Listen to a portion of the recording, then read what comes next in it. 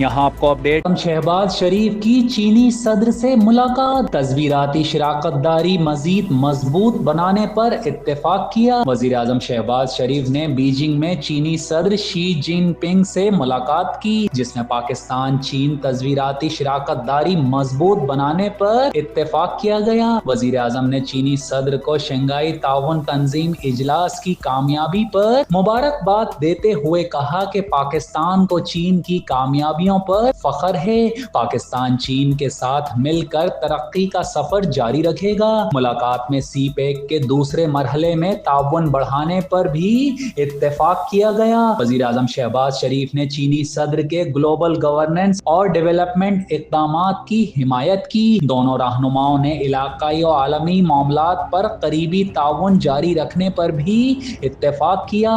इस मौके पर चीनी सदर ने कहा कि चीन पाकिस्तान की हर मुमकिन मदद रखेगा। वजीर आजम ने चीनी सदर को पाक चीन दोस्ती की 75वीं सालगिरह पर पाकिस्तान आने की भी दावत दी है।